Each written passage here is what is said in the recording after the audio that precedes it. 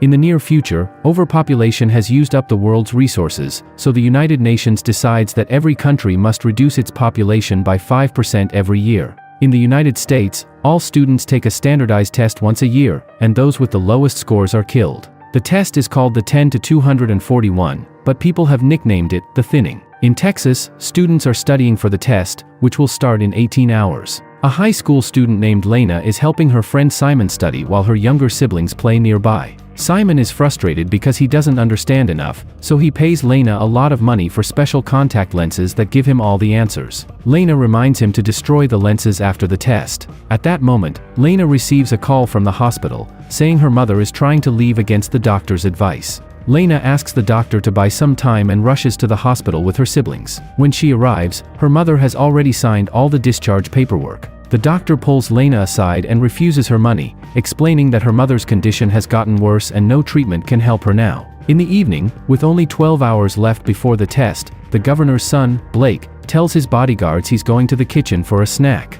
Instead, he sneaks out of the mansion and drives to meet his girlfriend, Ellie. The mood becomes awkward as they remember they might die in the morning, so they decide to distract themselves. They sneak into another mansion and use the pool for a while. Afterward, they return to the car to kiss, but Ellie can't relax because she's scared of the test. Suddenly, a bodyguard interrupts them and drags Blake back home. Governor Dean scolds Blake for wasting time the night before the test, telling him he should be studying now so he can have fun later. Dean thinks Ellie is a distraction Blake can't afford until he graduates next year, but Blake doesn't seem convinced. Dean gives him a hug anyway. 3 hours before the test, guards in black uniforms surround the school with fences, barbed wire, and cameras. They also patrol the area to make sure no one escapes. Simon arrives early, but another student accidentally bumps into him, causing him to drop his contact lenses. He tries to find them, but a guard tells him to keep moving. As the students arrive, they say sad goodbyes to their parents. The guards check their bags and scan their bodies to prevent cheating. Blake approaches Lena and asks to buy the special lenses, but Lena tells him she's already sold the last pair. At that moment, a guard finds a student with invisible answers painted on his arm. The boy runs away, but the guards catch him with a net. Lena's friend Kellen hacks into the security footage, makes a copy, and sends it to a reporter. Once everyone is inside, the school is locked down. The students go to their classrooms, where Miss Birch tries to comfort them, saying there's always a chance to pass. Mr. Glass reminds them of the rules. They have 2 hours to finish the test, they must keep their eyes on their tablets, and all grades are final. The test begins, and everyone focuses on answering the questions on their tablets. Many students struggle. When the test ends, the students drop their tablets, and the guards quickly calculate the results. The teachers are heartbroken as they read the list of the lowest scores. The guards take the failing students away, dragging them when they resist or even beating them when they try to escape. Blake, Kellen, and Lena pass, but Ellie and Simon fail. During a break, Lena sees Simon being taken away. Blake desperately calls his father, asking him to save Ellie, but Dean refuses, saying the law applies to everyone. Furious, Blake pushes through the crowd, attacks a guard with a fire extinguisher, and tells Ellie to run. She tries to escape, but the other students block her path, and the guards catch her. Ellie is taken away as Blake screams and is dragged off by the guards. A year passes, and the next test is in 24 hours. Sarah, a student, can't handle the pressure of studying anymore and goes to see Mr. Glass. He agrees to give her a good grade in exchange for a favor. Meanwhile, Miss Birch visits Lena and her siblings, who have recently lost their mother. Birch brings food and offers her support, knowing the younger children are taking their first test this year. On her way home, Birch sees Sarah leaving Glass's car. At the governor's mansion, Blake records a video on his tablet, saying that if someone is watching it, it means he's dead. 3 hours before the test, Lena takes her siblings to school, quizzing them on the way to make sure they're ready. Dean tries to support Blake before he leaves, but Blake doesn't believe him and tells him to save his speeches for the public. A bodyguard notices Blake dropping an envelope in a mailbox on his way to school and steals it, giving it to Dean.at school. The students are seated, and the kindergarten teacher plays an animated video full of propaganda explaining why the test is important to save the Earth. The video says other countries kill the elderly or restrict births, but the US focuses on keeping the smart people to make the country great again. Dean opens the envelope and finds Blake's video. He learns that Blake plans to fail the test on purpose so Dean can watch his son die because of the system he supports. Dean immediately orders the bodyguards to bring Blake home, but no one can leave the school after lockdown. In the classroom, Blake answers all the questions quickly and incorrectly, finishing early. Mr. Glass finds this strange. In the kindergarten class, a child raises his hand for help, but the teacher refuses because a guard is watching. When time runs out, the results are calculated by Mason alone. The teachers start calling the names of the failing students, including the child who asked for help and Sarah, who screams when she realizes Glass lied to her. Kellen and Lena's siblings pass, and so does Blake, who is confused. Miss Birch cries as she reads Lena's name, not believing it because Lena is the best student in her class. Mason calls Dean to confirm he changed the results. A shocked Blake watches the failing students being taken away. Miss Birch runs to a guard, asking him to double-check the results because it's impossible for Lena to fail. The guards call Mason, who says everything is fine, so Lena is taken away. As Birch says goodbye, she secretly gives Lena her keycard, reminding her there's always a chance. The school throws a party for the students who passed. Birch notices Glass flirting with another student. Meanwhile, Dean gives a speech at a public event, which is played at the party. He talks about the improvements he's made in the state and says hard decisions are necessary. He calls the thinning an innovation, not barbaric, and announces his candidacy for president. A disgusted Blake leaves the party. In a private hallway, the failing students are told to remove their clothes for decontamination.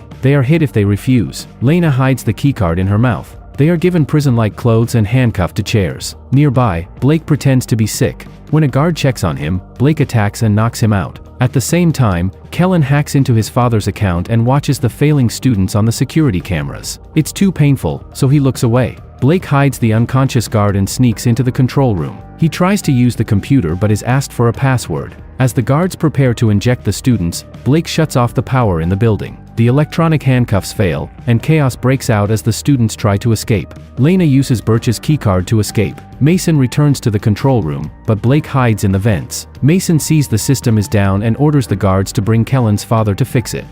In the hallway, Ellie almost bumps into a guard but quickly hides among the lockers just in time. She tries to open another door using the keycard, but it gets stuck. At that moment, the guard finds her. Ellie uses the darkness to pretend she's Miss Birch. When the guard turns around, Ellie jumps on him and tries to fight, but the guard overpowers her and starts kicking her. Suddenly, Blake shows up and takes over the fight, using the element of surprise to knock the guard out. Afterward, Blake admits he failed the test on purpose, and Lena realizes something is wrong with the results. Blake activates the alarm to send all the guards to the corridor while he and Lena hide in the vents. Mason announces the school will stay in lockdown until they find Lena, ignoring the fact that the students are supposed to be reuniting with their parents by now. In the vents, Blake criticizes Lena for selling the special lenses to desperate students, saying she took advantage of their fear. Lena explains she only did it to pay for her mother's treatments, and Blake immediately apologizes. She also admits she used to have a crush on Blake. At the governor's home, a reporter asks Dean about the prolonged shutdown at the school, which Dean didn't know about. He pretends everything is under control, but after the interview, he checks the news and discovers Kellen's reporter friend is outside the school, covering the crisis and interviewing worried parents. Meanwhile, Mason makes all the teachers prove they still have their keycards. When he's about to check Miss Birch, he's interrupted by a call from Dean, who angrily yells at him to solve the problem quickly. Blake and Lena continue moving through the vents when suddenly the surface breaks, and Blake falls through, landing in the pool.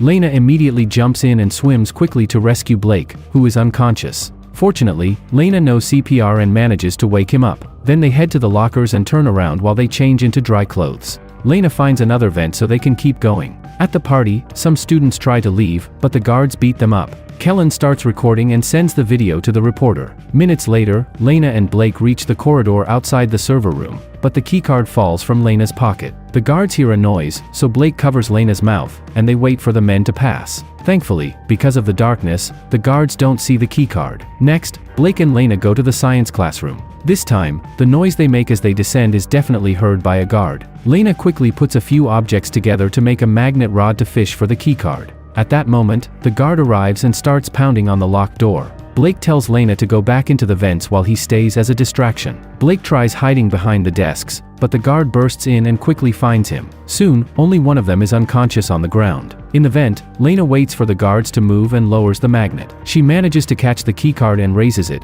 only for a guard to suddenly grab it. However, the guard lets go, and Lena realizes it's Blake, who stole the uniform from the guard he knocked out. Meanwhile, the guard from the previous fight tells Simon there are 2 teenagers on the loose, and one of them used Miss Birch's name. In another room, the teachers are still waiting. Miss Birch pretends to flirt with Mr. Glass and steals his keycard. When Mason comes to check on her, Birch presents Glass's keycard as her own. The guards notice Glass is missing his keycard, so he gets detained while the other teachers are finally allowed to leave. Mason starts beating Glass up, demanding to know where the escaping teens are. Back to Lena, she takes the vents to the server room and tries using the computer, but the test program asks for Mason's password. She sends a message to Kellen, asking for help. At that moment, Kellen's father finishes his repairs, and the power comes back. Kellen gets Wi-Fi and receives Lena's message, so he replies with a video of Mason using his password earlier. Lena copies it and accesses the test system. Lena first checks on her siblings to confirm they passed. Then she checks her own results and sees she got a 98% but still failed, while Blake passed with 15%. The same happened with Ellie, who failed with a score of 88%.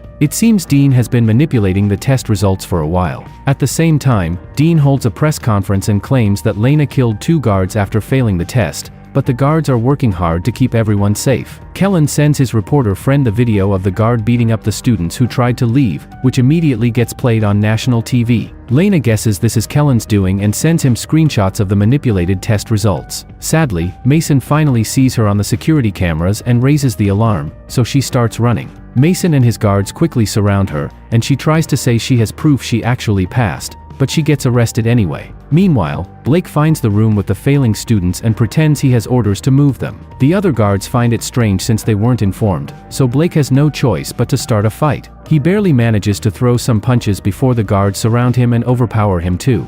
At the party, Kellen receives the screenshots and sends them to the reporter, who immediately appears live on TV to announce her discovery. She comments on how suspicious it is that a politician's son benefited from this, and at the mansion, Dean's team panics. They think he should shut the mission down and let Lena go, but Dean says he has one final move. Soon, Lena is handcuffed with the rest of the failing students, and the guards prepare to inject them. Mason calls Dean for authorization, but Dean stops him, saying the list needs to be revised. The students who actually passed are released, and Lena runs to kiss Blake, who is tied up. Some guards drag her away while others go to the party to bring the students who actually failed, including Blake. One by one, the students get a mysterious injection and pass out. The school is finally opened, and parents reunite with their children. Lena runs to meet her siblings, who have been watched over by Miss Birch. The parents who don't get their kids back break down on the spot. Dean appears on TV again, pretending Mason was behind everything. He puts on a sad act about his love for his dead son, saying not even he is above the law. Sometime later, a truck arrives at an illegal tech factory. To Blake's shock, he wakes up alive and well because the injection was only a sedative. The other students are also alive, and when they look around, they discover failing students from previous years working at the factory. Blake gets another shock when he sees Ellie, alive and well.